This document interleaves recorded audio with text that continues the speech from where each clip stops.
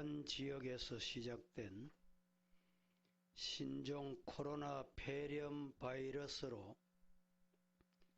중국에서는 몇만 명이 감염이 되고 많은 사람이 희생이 되고 우리나라뿐만 아니라 세계는 초비상사태입니다. 기독교가 로마로 처음 들어갔을 때 수많은 박해를 받았습니다. 왜 박해를 받게 됐느냐? 박해 이유 중에 하나가 기독교인들이 사람의 피를 먹는다. 이렇게 하여 기독교를 박해하게 됐습니다. 기독교인들이 사람의 피를 먹는다는 근거는 성찬식 포도주를 먹는 것을 보고 반대자들이 박해의 도구로 이용하게 된 것입니다. 수많은 그리스도인들이 그로 말미암아 순교를 당했습니다. 지금도 교회와 성도들을 박해하고 주님의 몸된 교회를 어지럽히는 사태는 사탄들이 이와 같은 방법으로 도전을 하고 찾아옵니다. 에덴 동산에서 아담과 하와를 시험했던 그 사탄 마귀는 오늘 21세기 현대 교회나 현대 성도들에게도 똑같은 방법으로 찾아옵니다. 그래서 신령한 눈이 열리고 귀가 열리기를 주님 이름으로 축복합니다. 그런데 그 당시에 로마 시내 한복판에 그 박해와 핍박을 피해서 땅을 파고 기독교인들이 땅 속으로 들어가기 시작했습니다. 그것을 가리켜서 카타콤이라고 합니다.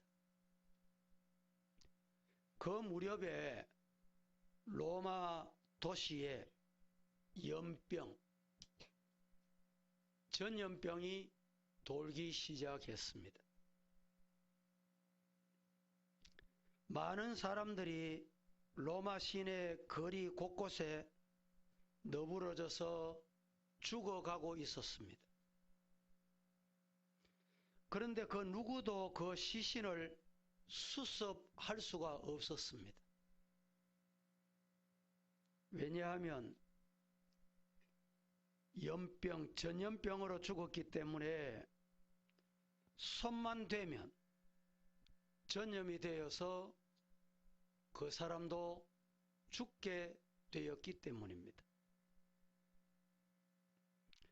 그래서 로마 시내는 사람들의 시체가 길거리마다 쌓여 있었고 시체 썩는 냄새가 코를 찔렀습니다.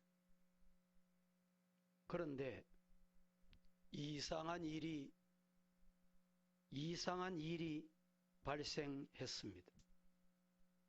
한밤중에 우리 찬양대 가운 입은 것과 같이 뽀한 옷을 입은 사람들이 나타나서 시신을 수습하기 시작했습니다.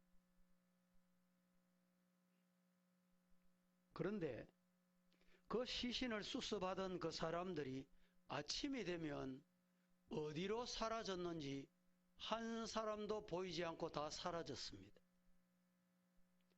이렇게 며칠 후 로마 시내는 시간이 지나면서 깨끗해지기 시작했습니다.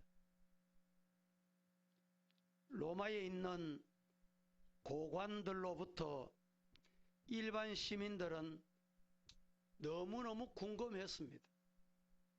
무슨 일이냐고 말입니다. 저들이 도대체 누구냐고 말입니다. 알고 보니 핍박을 피해서, 박해를 피해서 땅을 파고 들어간 카타콤에서 하나님 앞에 예배드리는 성도들이라는 사실을 알게 된 것입니다. 그래서 기독교에 대한 오해가 풀리고 그때부터 칭찬하기 시작한 것입니다. 그 후에 기독교가 로마의 공인이 되고 국교가 되는데 큰 역할을 하게 됐다는 것입니다. 그런데 여러분, 이 이야기를 들으면 질문이 여러분에게 생기지 않습니까?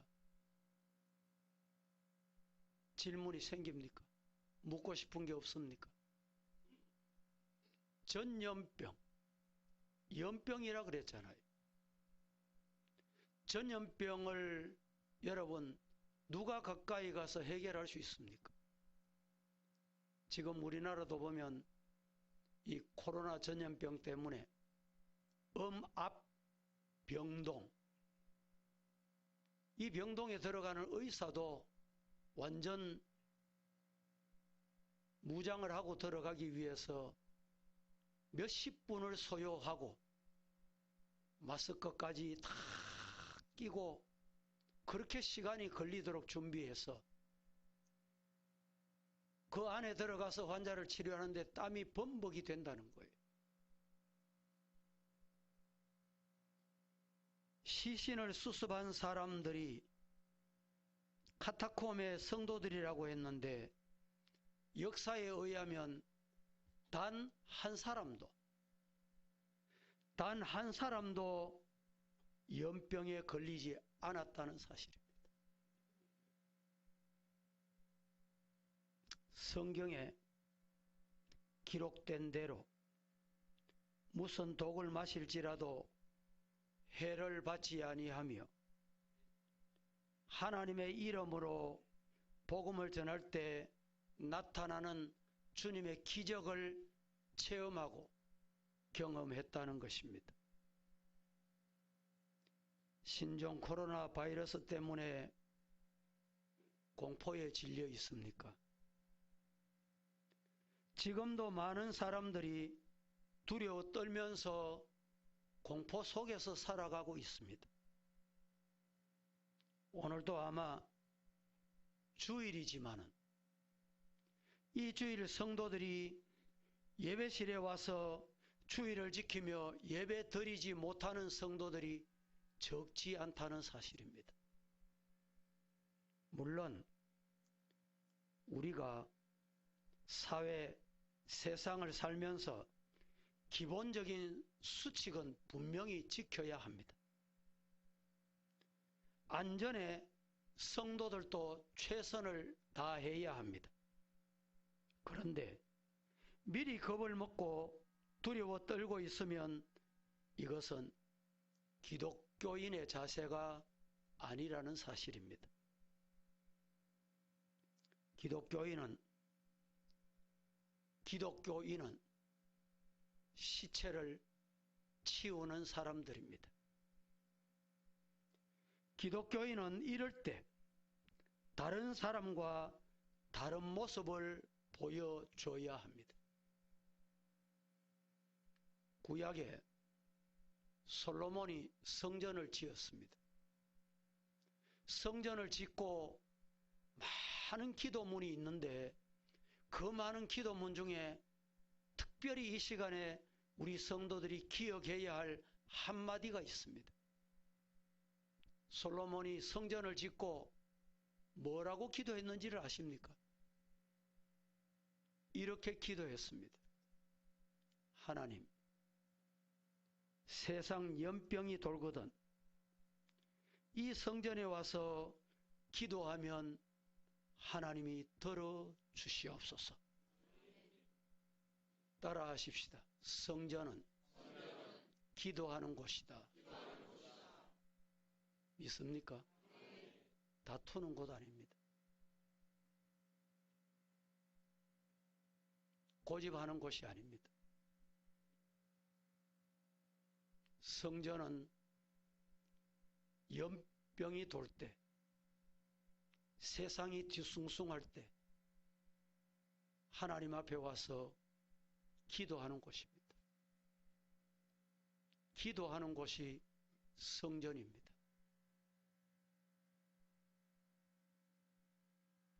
얼마나 놀라운 기도입니까? 따라하십시다. 지금은 기도할 때다. 믿으시기를 축복합니다. 신종 코로나 바이러스를 두려워할 것이 아니라 기도하면 됩니다. 그리고 우리는 하나님의 섭리를 바라볼 줄 알아야 됩니다. 전도서 1장 1절과 2절은 이렇게 말씀합니다. 다윗의 아들 예루살렘 왕 전도자의 말씀이다. 전도자가 이르되 헛되고 헛되며 헛되고 헛되니 모든 것이 헛되도다. 2절 한 절에 헛되다는 말이 몇 번 나왔어요? 예. 그러면 우리 인생이 헛됩니까? 허무합니까? 이 세상을 어떻게 살아야 합니까? 전도서 12장 13절은 이렇게 말합니다. 일의 결국을 다 들었으니 하나님을 경외하고 그의 명령을 지킬지어다. 이것이 모든 사람의 본분이니라. 모든 사람의 본분된 하나님의 명령을 지킬 줄 아는 성도이기를 예수님 이름으로 축복합니다. 로마서 11장 36절 말씀은 이는 만물이 주에게서 나오고 주로 말미암고 주에게로 돌아갑니다. 그에게 영광이 세세에 있을지어다. 아멘. 이렇게 말씀합니다. 만물이 주에게서 나왔습니다. 만물이 주님으로 말미암습니다. 만물이 주님께로 돌아갑니다. 그래서 요한복음 4장 13절 14절에는 예수께서 대답하여 이르시되 이 물을 마시는 자마다 다시 목마르려니와 내가 주는 물을 마시는 자는 영원히 목마르지 아니하리니 내가 주는 물은 그 속에서 영생하도록 솟아나는 샘물이 되리라. 갈급하십니까? 왜 갈급합니까? 왜 마음에 그렇게 갈급하세요? 뭐 때문에 그렇게 갈급합니까? 영생의 물을 마시기를 주님 이름으로 축복합니다. 어니스트 허밍웨이 미국이 낳은 위대한 소설가입니다. 해밍웨이는 하나님을 믿는 경건한 가정에서 태어났습니다. 그의 아버지는 의사였습니다. 그의 어머니는 신앙심이 아주 깊은 분이었습니다. 하지만 허밍웨이는 자라면서 점점 하나님을 멀리하기 시작했습니다. 재치 있고 쾌활한 반면에 성질이 얼마나 급한지, 그리고 자라면서 성인이 되면서 술을 많이 마시고 자기 중심적인 사고로 점점 바뀌어 가기 시작했습니다. 1954년 노인과 바다로 노벨 문학상을 수상합니다. 그가 얻은 명예와 인기가 그의 삶을 행복하게 만들어주지 못했던 것입니다. 한번 결혼하고 내가 결혼 잘못했구나, 바꾸면 행복하겠지, 재혼을 합니다. 재혼해도 행복하지 못했습니다. 다시 또 바꾸었습니다. 3번이나 재혼을 합니다. 그래도 행복하지를 못했습니다. 언젠가 아프리카로 가게 됩니다. 아프리카에서 헬기를 타다가 한 번도 아니고 2번이나 떨어집니다. 하나님이 지켜주셨어요. 돌아오겠거니 회개하겠거니 라고 말입니다.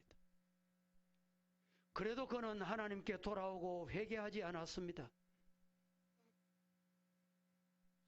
그는 자신이 늙어간다는 것이 도로 싫었고 극도로 싫어했고 노인 취급받는 것이 모욕이라고 생각을 했습니다. 결국 그는 불안, 우울증, 마침내 1961년 권총을 들고 이 권총을 자기 머리에 대고 자살하고 맙니다. 그때 그의 나이가 62세였습니다. 해밍웨이는 자신의 생의 마지막 무렵에 언젠가 기록한 글인 것 같습니다. 이렇게 남깁니다. 나는 필라멘트가 끊어진 텅 빈 전구처럼, 그리고 전지약이 다 떨어지고 코드를 꽂으려 해도 꽂을 전원이 없어서 불이 들어오지 않는 라디오의 진공관처럼 허무하고 외롭고 공허하다, 이렇게 남깁니다.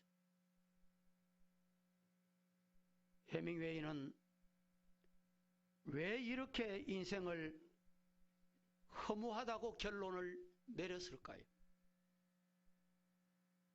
하나님을 거부한 철학자들은 말로가 이렇습니다.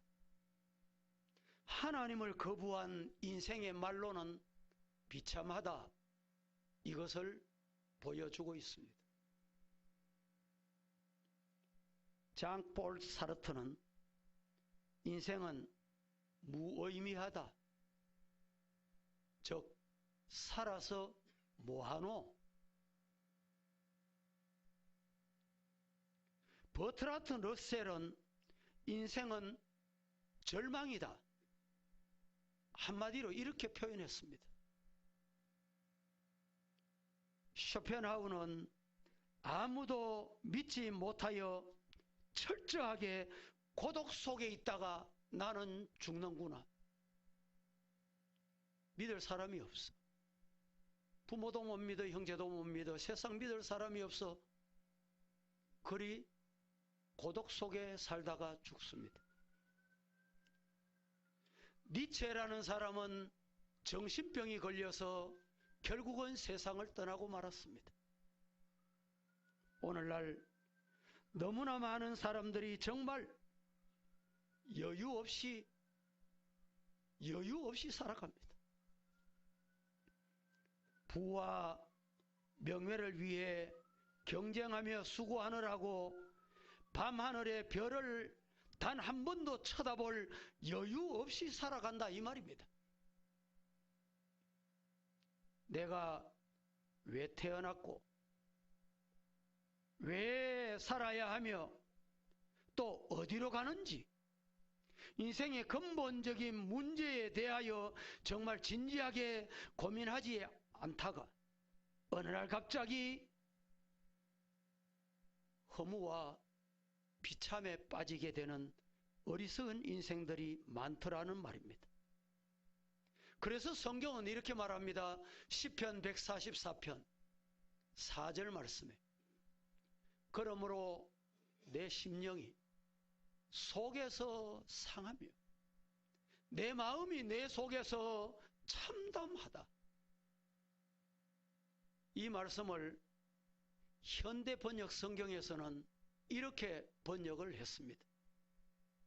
사람은 한 번의 입김에 불과하고 그 사는 날이 지나가는 그림자 같다 라고 말입니다. 그래서 오늘 저는 전도서 본문 3장 말씀으로 범사에 기한이 있다. 이 말씀이 도대체 무슨 말씀인가? 세 가지로 나누어서 말씀을 드리도록 하겠습니다. 첫째, 범사에 기한이 있음을 믿는 믿음의 원칙은 하나님은 창조주요 모든 소유권을 하나님께 돌려드리는 것입니다. 따라하십시다. 하나님은 창조주시고 모든 소유권은 그분에게 있다. 믿습니까? 로마서 11장 36절을 같이 한번 합독합니다. 시작. 이는 만물이 주에게서 나오고 주로 말미암고 주에게로 돌아감이라. 그에게 영광이 세세에 있을지어다. 아멘. 앞서도 이 말씀을 한번 언급했습니다. 만물이 주에게서 나오고 주님에게로 말미암고 주님께로 돌아간다. 아버지 하나님이 만드셨고 내 생명까지도 소유권이 내게 있는 게 아니고 하나님께, 창조주께, 아버지께 있다. 믿으시기를 축복합니다. 불교는 윤회의 역사입니다. 돌고 돌아 끝이 없다고 합니다. 현재 고난은 과거, 전생의 업보라고 말합니다. 그러나 기독교는 알파와 오메가, 처음과 끝이 분명합니다. 모든 것이 하나님께로 말미암고 하나님께로 돌아간다. 이렇게 일러줍니다. 하나님은 시간과 공간에서 모든 차원과 국면에서 모든 것을 포함하시는 창조주, 완성자이심을 믿으시기를 축복합니다. 하나님은 하늘에서 우주를 한눈으로 보실 뿐만 아니라 초월자이시여서 지나간 과거도 오늘의 현재 있는 일도 미래에 닥쳐올 일도 한눈에 지금 현재로 보고 계십니다. 이 사실이 잘 안 믿어지는 경우가 있습니다. 어떻게 과거를, 어떻게 현재를, 그리고 어떻게 미래를 한눈에 본단 말인고? 따라 하십시다. 하나님은 창조주시다. 만물의 영장이라는 인간이, 여러분 강아지, 애완용이 뛰어돌아요. 뛰어놀다가 오른쪽에 있다가 왼쪽에 가서 뛰어놀아요. 이 애완용 강아지에게는 오른쪽이 과거입니다. 지금 여기가 현재예요. 또 뛰어놀 자리가 이 애완용 개에게는 미래입니다. 그런데 부족한 저가 볼 때도 애완용 괴의 과거도 지금 저에게는 현재예요. 뛰쳐나온 그 자리가 나는 현재로 보고 있는 거예요. 이 애완용이 지금 뛰어놀고 있는 이 좌측의 이 모습도 내게는 현재예요. 앞으로 가서 뛰어놀 그 자리도 미래도 내게는 현재예요. 창조주 하나님은 우리의 과거도 나의 현재도 나의 미래도 현재로 보고 계신다. 아시고 계신다. 믿으시기를 축복합니다. 예수님은 시간 속에 있는 사람들의 죄와 허물, 불의와 추악, 저주와 절망을 짊어지고 십자가에 죽으셔서 무덤에 들어가셨다가 사망 권세 깨뜨리시고 부활의 첫 열매가 되셨음을 믿으시기를 축복합니다. 그러므로 우리는 세상 것 보고 현재를 보고 허무에 빠지는 것이 아니라 믿음으로 영원으로 달려가는 예수님 구주, 그분을 내 마음속에 모시고 살면 내 생명도 내 물질도 내 자식도 아버지의 것이다 고백하게 될 줄로 믿습니다. 두 번째, 범사에 기한이 있음을 믿는 믿음의 원칙에 잊지 말아야 될 게 뭐냐? 하나님께서 나에게 허락하신 은사를 하나님을 위해서 사용하자. 다 같이 시작.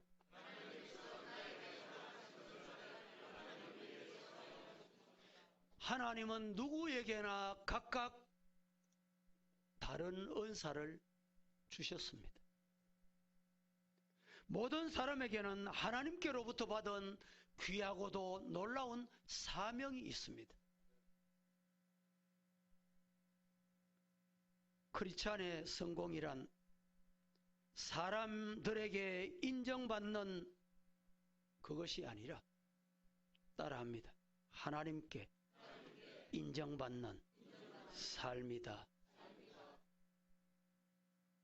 이 자리에 저와 여러분, 사람에게 잘 보이려고 안달이 나 있지 않습니까? 하나님이 보십니다. 하나님이 보신다니까. 하나님이 아십니다. 하나님께 인정받는 삶을 사시기를 예수님 이름으로 축복합니다. 우리가 하나님 앞에 서게 될 때 하나님께서는 우리 인생을 분명히 평가하실 것입니다. 인생의 평가에 대한 하나님의 기준은 분명합니다. 두 가지. 하나님의 나라를 위해 우리가 각자에게 주어진 탤런트, 은사 100%를 사용했는가? 그리고 목표에 도달하는 과정에서 하나님의 방법, 하나님의 정직, 하나님이 주신 땀과 섬김과 사랑이 그 속에 있었는가? 하나님은 이 두 가지를 보신다.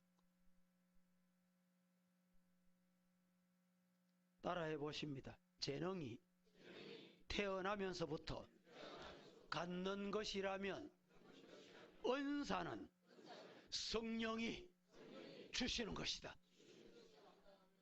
교회에서 재능을 사용해야 될까요? 은사를 사용해야 될까요? 여러분은 교회에서 은사를 사용하십니까? 재능을 사용하십니까?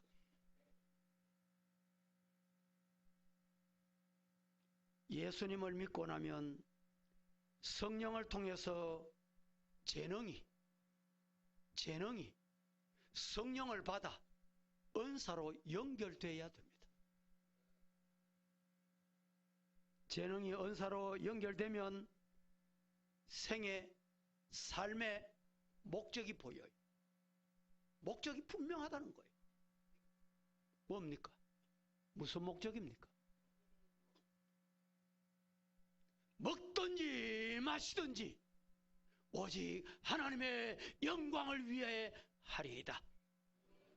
이 목적이 저와 여러분의 목적이 되기를 주님 이름으로 축복합니다. 세 번째, 범사에 기한이 있음을 믿는 믿음의 원칙에는 어떤 상황에서도 하나님의 영광에 눈이 열려 그 하나님만 찬양하는 것입니다. 다른 곳에 눈이 열리면 안 돼요. 하나님의 영광을 향하여 닫혀있는 눈이 열려지기를 주님 이름으로 축복합니다. 로마서 15장 11절 말씀은 이렇게 말씀합니다. 또 모든 열방들아 따라하십시다. 주를 찬양하며 모든 백성들아 따라합니다. 그를 어떻게 찬양하라. 오늘 우리의 삶의 목적이 어디 있습니까? 삶의 이유가 어디 있어요? 찬양하는 데 있다라는 말씀입니다.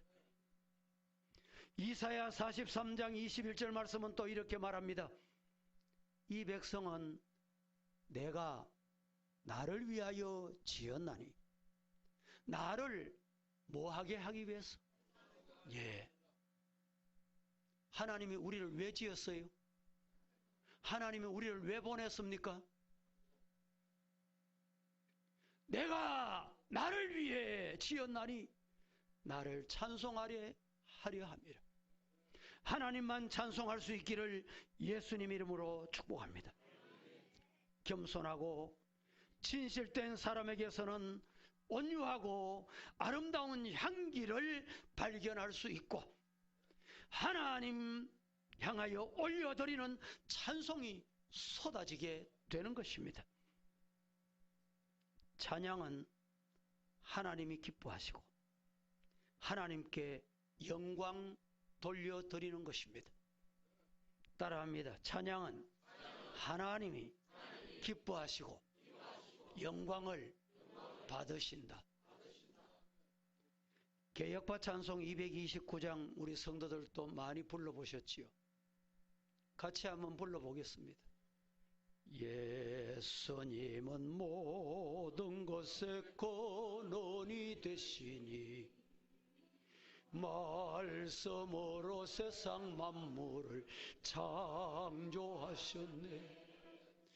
주는 교회의 머리가 되시니 죽음 권세에 계신 우리 구세주 예수 안에 굳게 뭉친 하나님 자녀들 이 세상의 죄의 나라로 만들어가자. 우리의 생명도 주님의 것입니다. 주님 다시 오시면 영광 누리리. 주의 자녀 한 몸 되어 진리에 살면서 온 세상에 주의 복음을 전파합시다. 감사 찬송을 주님께 드리리. 한 마음으로 이 복음 전파합시다. 할렐루야. 사탄과의 영적 전투에서 찬송은 큰 힘이 되며 강력한 영적 무기가 됩니다. 하나님은 찬송하는 자를 만나주시고 하나님은 찬송하는 자에게 복의 복을 주십니다. 허무와 정신적인 침체를 가져오는 최고의 주범은 어려운 상황이 아니라 앞에 놓여있는 높은 산이 아니라 부정적 비관적인 인생입니다. 그래서 찬양은 곡조 있는 기도이며 영혼 깊은 곳에서 흘러나오는 하나님을 향한 나의 신앙 고백인 것입니다. 우리의 입술은 찬양을 하도록 지음받았기에 우리의 입술은 찬양을 하는데 서여져야 하며, 그렇게 할 때 비로소 세상 시험과 사탄을 이길 수가 있습니다. 허무는 과거에 집착하며 살게 하지만 찬양은 현재에 대한 감사와 미래에 대한 희망입니다. 허무감은 아무런 기대가 없지만 영광의 찬양은 신적 개입의 능력이 임하게 됩니다. 허무는 영적 에너지를 탈진하게 만들지만 영광의 찬양은 새 힘을 공급하는 충전 은혜가 임합니다. 허무는 영적 짐을 무겁게 만들어주지만 영광의 찬양은 수고하고 무거운 짐진 자들아, 다 내게로 오라. 내가 너희를 편히 쉬게 하리라. 쉼을 주시는 것 믿으시기를 축복합니다. 무엇이? 찬양이 말입니다. 허무는 절망이지만 영광의 찬양은 소망이 됩니다. 말씀을 맺습니다. 범사에 기한이 있습니다. 세상 일에, 세상 것에 너무 집착하면 결국 허무하고 헛되고 헛되도다 결론이 그에게 찾아옵니다. 그래서 오늘 제가 드린 말씀은, 하나님은 창조주시요 모든 소유권이 하나님께 있음을 믿으시기를 축원합니다. 하나님께서 나에게 허락하신 은사, 그것을 하나님의 영광을 위하여 사용할 수 있기를 축복합니다. 어떤 상황에서도 하나님의 영광의 눈이 열려 하나님만 찬양하는 성도가 되시기를 축복합니다. 로이드 존슨 목사님이라는 분이 이런 말을 했습니다. 다 같이 시작.